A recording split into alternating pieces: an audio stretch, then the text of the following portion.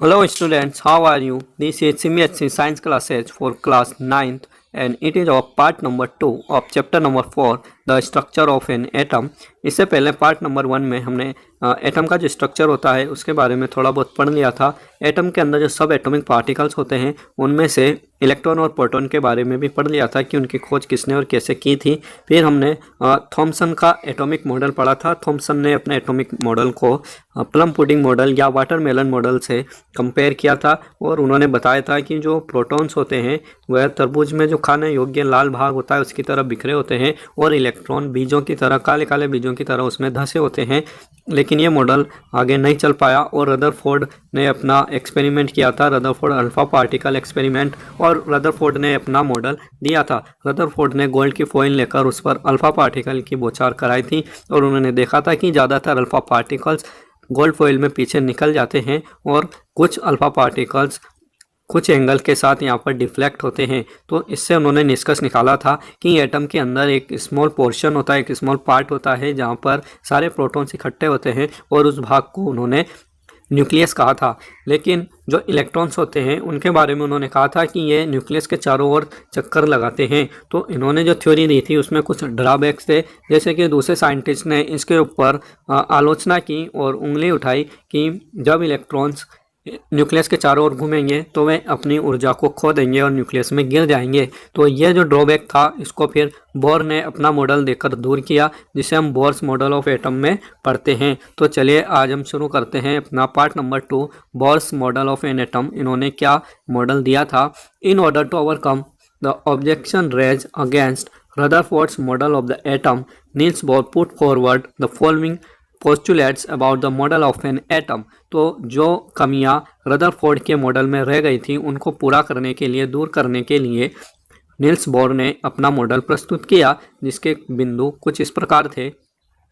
Only certain special orbit known as discrete orbits of electrons are allowed inside the atom. तो इन्होंने कहा कि electron nucleus के चारों ओर चक्कर तो लगाते हैं लेकिन वे एक स्पेशल प्रकार की ऑर्बिट्स होती हैं जिन कक्षाओं में इलेक्ट्रॉन चक्कर लगाते हैं वे डिस्क्रीट ऑर्बिट होते हैं, मतलब विविक्त ऑर्बिट्स होती हैं। एक फिजिकल स्पेस होता है, जैसा कि आप डायग्राम में इधर देख पा रहे होंगे कि ये जो डिस्क्रीट ऑर्बिट्स होती हैं इनका अपना एक फिजिकल महत्व होता है और फिजिकल अपीयरेंस होता है। ये बिल्कुल गोल या सर्कुलर ऑर्बिट्स नहीं होती हैं और इनमें इलेक्ट्रॉन अपनी ऊर्जा को नहीं खोता है जब वह न्यूक्लियस के आसपास चारों ओर घूमता है।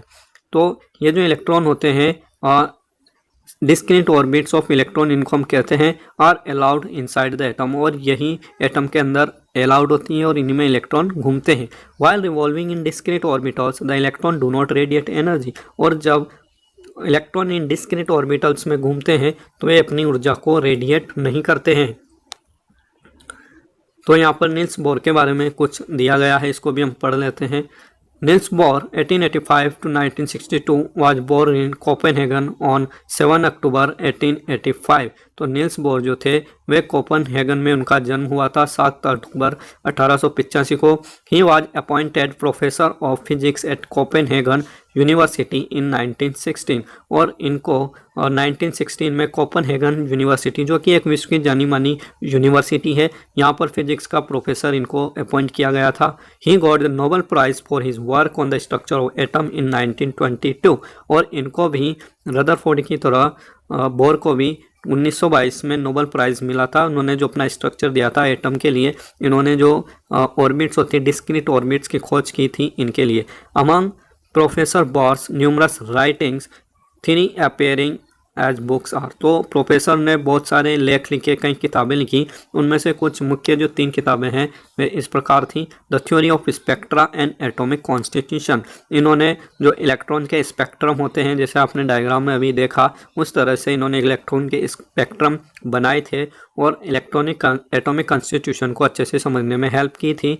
एटॉमिक थ्योरी, इन्होंने एटॉमिक थ्योरी पर भी लेख लिखा, किताब लिखी। And the description of nature, और साथ ही जो एटम का नेचर होता है उसकी प्रकृति कैसी होती है उसका भी उन्होंने डिस्क्राइब किया, उस पर डिस्क्रिप्शन लिखा। तो आगे देखते हैं। दीज ऑर्बिट्स और shell are called energy levels. उन्होंने जो डिस्क्रीट ऑर्बिट्स बताई थी, कक्षाएं बताई थी, ये हमारा बीच में न्यूक्लियस होता है और उसके आसपास ये डिस्क्रीट ऑर्बिट्स होती हैं, लेवल्स होती हैं, तो इनको उन्होंने एनर्जी लेवल्स भी कहा था। Energy levels in atom are shown in figure. तो इस तरह से हम एनर्जी लेवल को शो कर सकते हैं। और जो आपकी फर्स्ट एनर्जी लेवल होती है उसको हम बोलते हैं के शेल, यानी फर्स्ट शेल जो होगी उसको हम के से शुरू करते हैं। आपकी जो अल्फ़ाबेट्स होते हैं के एल एम एन, तो यही यहाँ पर लिखे गए हैं। सिंपली आपको ये याद रखना है कि ये जो गिनती होगी n इजुकल टू 1 के लिए, n का मतलब क्या है यहाँ पर, n equal to first energy level, ठीक है। और ये इसका नाम इन्होंने दिया के शेल, ठीक है। फिर इसके बाद जो सेकंड शेल आएगी उसको उन्होंने एल नाम दिया, फिर एम एन ओ पी, इस तरह से इन्होंने आगे इनको नाम दिए। तो आप ये ध्यान रखिए कि बोर के अनुसार जो फर्स्ट एनर्जी लेवल था n इजुकल टू 1, उसको क्या नाम दिया उन्होंने, के शेल। और जो सेकंड लेवल था n इजुकल टू 2, उसको उन्होंने नाम दिया एल शेल, ठीक है। तो इस तरह से आपको यहाँ पर याद रखना है। और 1, 2 या 3 शेल के लिए यदि डायग्राम बनाने को पूछा जाए तो आप इस तरह से बना सकते हैं।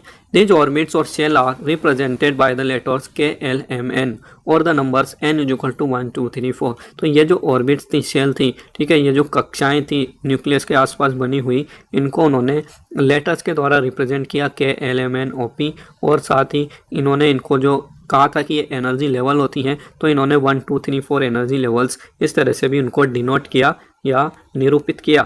देन यहाँ पर कुछ क्वेश्चन आ जाते हैं। इन टेक्स्ट क्वेश्चन के लिए मैं अलग से वीडियो बना रहा हूँ, तो आप उनको बाद में देख सकते हैं। Then we come to our next topic, it is neutrons. हमने पढ़ा था पहले कि इलेक्ट्रॉन और प्रोटॉन की खोज हो चुकी थी पहले, बाद में न्यूट्रॉन की खोज हुई। इन 1932 James Chadwick discovered another subatomic particle which had no charge and a mass nearly equal to that of proton। तो 1932 में जेम्स चैडविक ने एक दूसरे, या आप कह सकते हैं तीसरे, क्योंकि इलेक्ट्रॉन और प्रोटॉन पहले 2 खोजे जा चुके थे, तो उन्होंने तीसरे सब एटॉमिक पार्टिकल की खोज की जिसके ऊपर कोई चार्ज नहीं था और उसका मास प्रोटॉन के मास के लगभग बराबर था। It was eventually named as neutron, और इसको उन्होंने न्यूट्रॉन नाम दिया। Neutron are present in the nucleus of all atoms. और न्यूट्रॉन्स सभी एटम के न्यूक्लियस में प्रेजेंट होते हैं एक्सेप्ट हाइड्रोजन। और यहाँ पर एक एक्सेप्शन है, हाइड्रोजन। हाइड्रोजन के एटम के अंदर न्यूट्रॉन नहीं होता है। इसके अलावा जितने भी आपके पास एटम है, एलिमेंट्स हैं, सबके एटम में आपके हाइड्रोजन होता है। In general a neutron is represented as n. और जनरली हम न्यूट्रॉन को एन के द्वारा रिप्रेजेंट करते हैं। स्मॉल एन लिखना है आपको, और इसके ऊपर कोई चार्ज नहीं होता है, it is chargeless, zero charge हम कह सकते हैं कि न्यूट्रॉन के ऊपर जीरो चार्ज होता है, ठीक है। न्यूट्रॉन का नाम ही न्यूट्रल से बना है, इसके ऊपर ना तो नेगेटिव चार्ज होता है और ना ही पॉजिटिव चार्ज होता है, इसलिए हम इसको कहते हैं neutron. The mass of an atom is therefore given by the sum of the masses of protons and neutrons present in the nucleus. तो जो मास होता है किसी भी एटम का, उसको हम कैसे रिप्रेजेंट करेंगे, तो जितने उसके अंदर प्रोटॉन है और जितने उसके अंदर न्यूट्रॉन है, वही क्या होता है, किसी भी एटम का मास होता है, ठीक है। तो इसको आगे हम अभी और पढ़ने वाले हैं कि एटॉमिक मास क्या होता है। देन यहाँ पर फिर आपस आपके 2 क्वेश्चन आ जाते हैं। नेम द 3 सब एटॉमिक पार्टिकल्स। ना तो इलेक्ट्रॉन, प्रोटॉन, न्यूट्रॉन आप यहाँ पर लिख सकते हैं।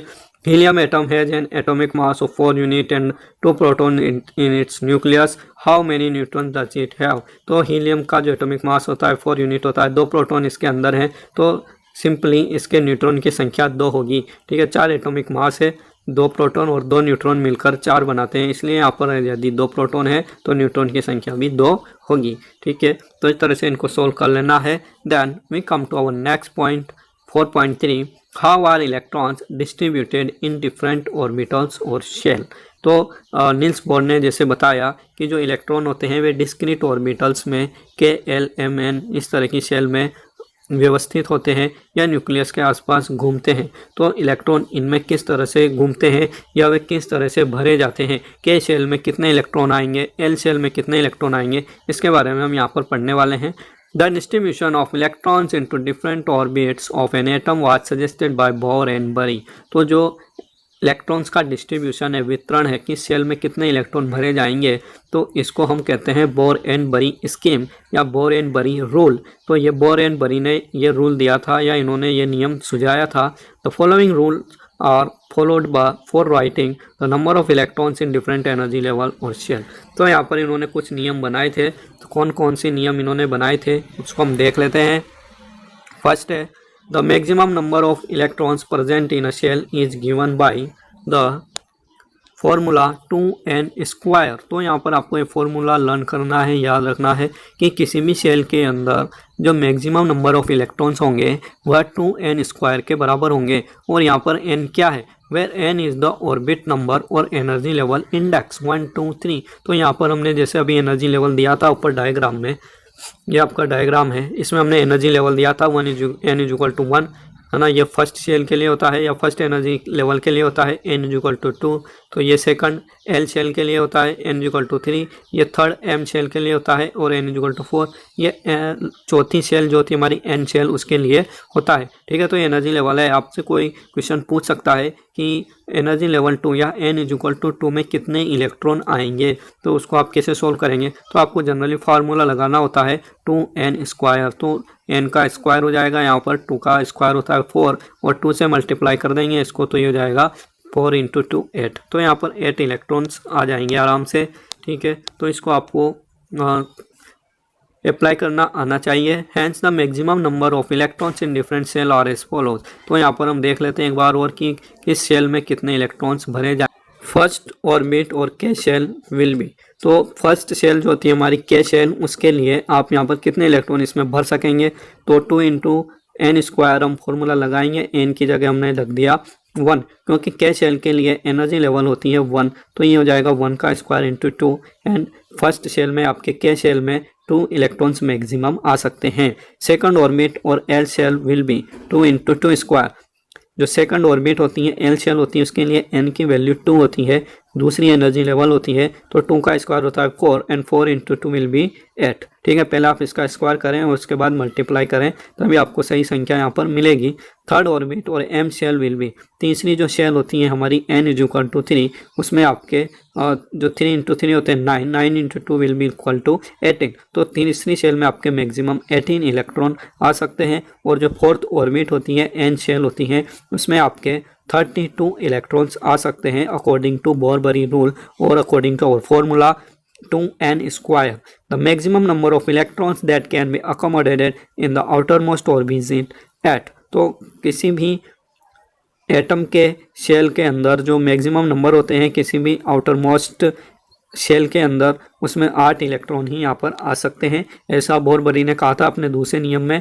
और इसका जो तीसरा नियम था बोरबरी स्कीम का, बोरबरी रूल्स का, उसमें उन्होंने कहा था electrons are not accommodated in a given shell unless the inner shell are filled. तो उन्होंने कहा था कि किसी भी शेल में इलेक्ट्रॉन तब तक नहीं भरा जाएगा जब तक कि जो अंदर वाली शेल्स हैं वह कम्प्लीटली फुल फील्ड नहीं हो जाती, यानी पूरी अच्छे तरह से भर नहीं जाती। उनमें जितनी मैक्सिमम संख्या है उतने इलेक्ट्रॉन यदि नहीं आते हैं तो बाहर वाला शेल पहले नहीं भरा जाएगा। That is the shells are filled in a stepwise manner. इसका मतलब जो शेल होती हैं वे स्टेप वाइज मैनर में भरी होती हैं, एक के बाद एक क्रमिक रूप से उनको भरा जाता है। Atomic structure of the first 18 elements are shown schematically in figure 4.4। तो यहाँ पर आप देख सकते हैं डायग्राम बनाया गया है फर्स्ट 18 एलिमेंट्स या एटम जो है आपके, उनका आपके फर्स्ट ग्रुप होता है, उसमें आपके फर्स्ट एलिमेंट है हाइड्रोजन।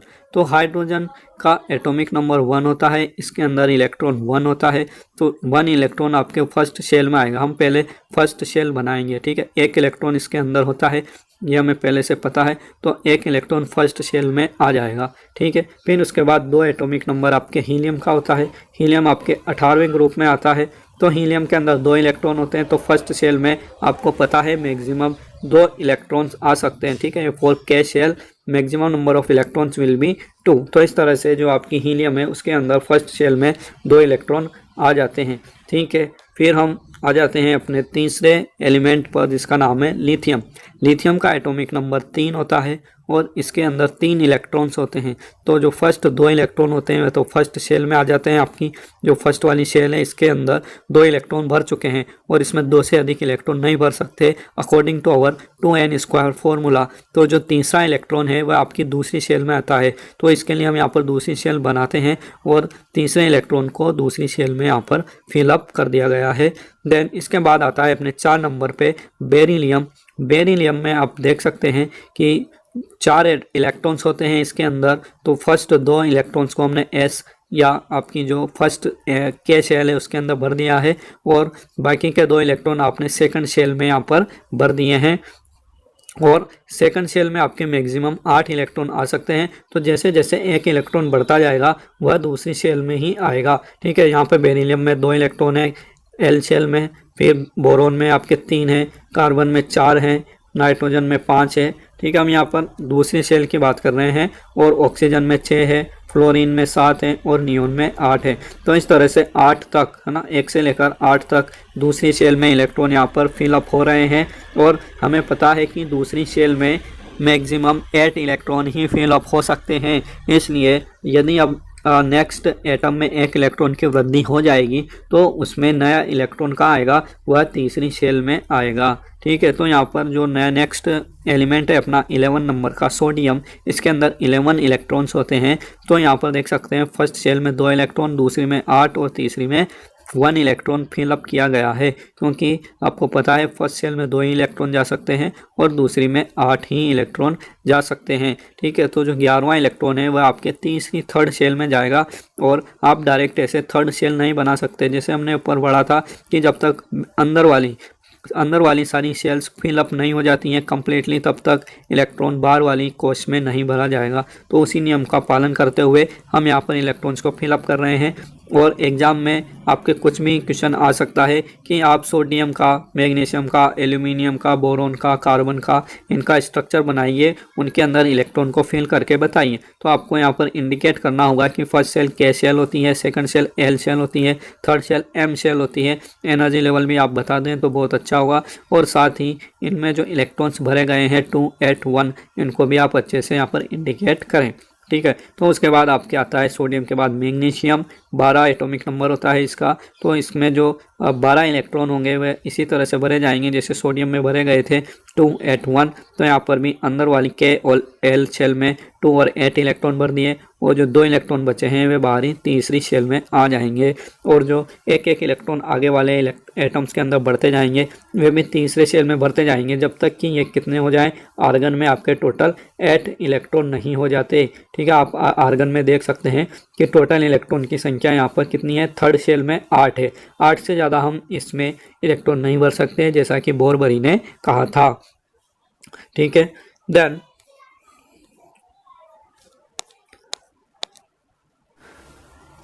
देन यहाँ पर एक एक्टिविटी दी गई है, एक्टिविटी 4.2। इसमें क्या लिखा गया है, make a static atomic model displaying electronic configuration of the first 18 elements. तो अभी हमने इलेक्ट्रॉनिक कॉन्फ़िगरेशन यहाँ पर नहीं पढ़ा है, लेकिन मैं आपको बता दूँ इलेक्ट्रॉनिक कॉन्फ़िगरेशन का मतलब होता है इलेक्ट्रॉनिक विन्यास, मतलब जिस तरह से किस सेल में कितनी इलेक्ट्रॉन्स भरे जाते हैं। जैसे यहाँ पर ये फर्स्ट सेल में 2, फिर 8 और फिर 1, इस तरह से इलेक्ट्रॉन भरे गए हैं। तो हम इनको यहाँ पर लिख सकते हैं 2, 8 और 1। तो हम इसको कहते हैं इलेक्ट्रॉनिक कॉन्फ़िगरेशन, यानी कि किस सेल में कितने इलेक्ट्रॉन्स हैं। यदि आप एक लाइन में लिख देते हैं सिर्फ संख्याओं के रूप में कोमा लगाकर, तो हम उसको इलेक्ट्रॉनिक कॉन्फ़िगरेशन या इलेक्ट्रॉनिक विन्यास कहते हैं। तो इस तरह से आपको एटम के मॉडल्स बनाने हैं और उनके अंदर इलेक्ट्रॉन्स को शो करना है पहले 18 एलिमेंट्स के लिए। देन ये कहता है आगे, The composition of atoms of the first 18 elements is given in table 4.1। और जो कंपोजिशन होती है एटम की कि किस एटम के अंदर कितने इलेक्ट्रॉन्स, प्रोटॉन्स या न्यूट्रॉन्स होते हैं, उसको यहाँ पर टेबल 4.1 में दिखाया गया है, जो आप अपनी बुक में अच्छे से देख पा रहे होंगे। तो it is composition of atoms of the first 18 elements with electron distribution in various shell. तो विभिन्न शेलों में KLMN शेलों में किस तरह से इलेक्ट्रॉन को भरा जाता है, ये इलेक्ट्रॉनिक डिस्ट्रीब्यूशन को ही हम इलेक्ट्रॉनिक कॉन्फ़िगरेशन के रूप में लिखते हैं। तो आप यहाँ पर देख सकते हैं शुरू में नेम ऑफ एलिमेंट्स लिखा है हाइड्रोजन। हाइड्रोजन का एटॉमिक नंबर होता है 1, इसके अंदर प्रोटॉन होंगे 1। ठीक है, जितने एटॉमिक नंबर होते हैं उतने प्रोटॉन होते हैं, या जितने प्रोटॉन होते हैं उतने एटॉमिक नंबर होते हैं। ये आपको अंडरस्टूड होना चाहिए। तो इसके अंदर न्यूट्रॉन्स की संख्या 0 होती है और इलेक्ट्रॉन की संख्या 1 होती है। जितने प्रोटॉन होते हैं इलेक्ट्रॉन के अंदर, इलेक्ट्रॉन भी उतने ही होते हैं। तो ये एक इलेक्ट्रॉन आपके किस तरह से डिस्ट्रीब्यूट है, तो ये के शेल में 1 इलेक्ट्रॉन है सिर्फ। ठीक है, और इसकी वैलेंसी जो है, इसको हम आगे अभी पढ़ने वाले हैं वैलेंसी क्या होती है, तो ये भी आपके बाद में समझ में आएगा तो आप इसको अच्छे से देख सकते हैं। जैसे कि यहाँ हीलियम है, हीलियम का एटॉमिक नंबर 2 होता है, इसमें प्रोटॉन की संख्या भी 2 होती है, नंबर ऑफ न्यूट्रॉन 2 होते हैं, तो इसका मास हो जाता है 2 × 4। नंबर ऑफ इलेक्ट्रॉन्स कितने होंगे, number of electrons are equal to number of protons. ठीक है, तो आप इस तरह से इनको जरूर याद रखें। किसी भी एटम के अंदर जो एटॉमिक नंबर होता है वह नंबर ऑफ प्रोटॉन से परिभाषित किया जाता है, और जो उसका मास नंबर होता है वह प्रोटॉन और न्यूट्रॉन से परिभाषित किया जाता है, और जो नंबर ऑफ इलेक्ट्रॉन्स होते हैं उनको आप प्रोटॉन की संख्या के बराबर लिख सकते हैं। तो ये 3 पॉइंट आप अच्छी तरह से लर्न कर लें और इनको नोट करके रखें, और इस टेबल को भी आप बहुत अच्छे से स्टडी कर लें एक बार, तो आपको आगे समझने में बहुत आसानी होगी, आपको अच्छा लगेगा। ठीक है, तो हमारा जो नेक्स्ट टॉपिक है यहाँ पर, उसके पहले यहाँ पर 2 क्वेश्चन दिए गए हैं, उनको भी देख लेते हैं। Question number 1, right the distribution of electrons in carbon and sodium atoms. आपको कार्बन और सोडियम एटम में इलेक्ट्रॉन्स के डिस्ट्रीब्यूशन को दिखाना है। तो आप यहाँ पर जैसे हमने डायग्राम बना रखे हैं, कार्बन, ये डायग्राम आप बना सकते हैं कि यहाँ पर फर्स्ट सेल में 2 इलेक्ट्रॉन हो रहे और दूसरी सेल में 4 इलेक्ट्रॉन है, तो आप इनको अच्छे से डायग्राम बनाकर रिप्रेजेंट कर सकते हैं। और दूसरा इन्होंने पूछा है सोडियम, तो यहाँ पर सोडियम का इस तरह से आप डायग्राम बना सकते हैं और नीचे लिख सकते हैं के सेल में 2 इलेक्ट्रॉन, ए सेल में 8 इलेक्ट्रॉन और एम सेल में 1 इलेक्ट्रॉन। इस तरह से आप इनका इलेक्ट्रॉनिक डिस्ट्रीब्यूशन भी लिख सकते हैं, नंबर ऑफ इलेक्ट्रॉन और प्रोटॉन भी लिख सकते हैं। ठीक है, then question number 2 is if K and L shell of an atom are full. यदि किसी एटम की के और एल शेल बिल्कुल फुल है, भरी हुई है, then what would be the total number of electrons in the atom. तो आपको पता है के शेल में आपके 2 इलेक्ट्रॉन आते हैं और एल शेल में आपके 8 इलेक्ट्रॉन आते हैं। तो यदि ये दोनों बनी हुई है तो उस एटम के अंदर टोटल इलेक्ट्रॉन की संख्या कितनी होगी, तो ये हो जाएंगे आपके 2 + 8 विल बी इक्वल टू 10। तो यहाँ पर आप आंसर लिख सकते हैं आराम से, there will be 10 electrons in the atom. Then our next topic is valency, संयोजकता, और ये अपने आप में एक बहुत महत्वपूर्ण टॉपिक है। 10th क्लास में या जो भी सीनियर क्लास में आप आगे जाएंगे, साइंस में आप इंटरेस्ट रखते हैं, साइंस स्ट्रीम में आप जाते हैं, तो इस टॉपिक को समझना आपके लिए बहुत ज़्यादा इम्पोर्टेंट है, क्योंकि वैलेंसी का कंसेप्ट आपको समझ में आ जाता है तो किस तरह से कंपाउंड बनते हैं और किस तरह से आपके कॉम्बिनेशन होती हैं, एटम्स की मॉलिक्यूल कैसे बनते हैं, उनकी वैलेंसी के आधार पर ही कोई भी एलिमेंट या कोई भी तत्व कॉम्बिनेशन करता है दूसरे एलिमेंट्स के साथ, तत्वों के साथ। तो इसको हम अपने नेक्स्ट पार्ट नंबर 3 में डिस्कस करने वाले हैं, तो आप बने रहिए मेरे साथ। और एक रिक्वेस्ट है आपसे, यदि आपने चैनल सब्सक्राइब नहीं किया है तो आप तुरंत उसको सब्सक्राइब कर लें और बेल आइकन को दबा दें। ओके, थैंक यू, जय हिंद, जय भारत।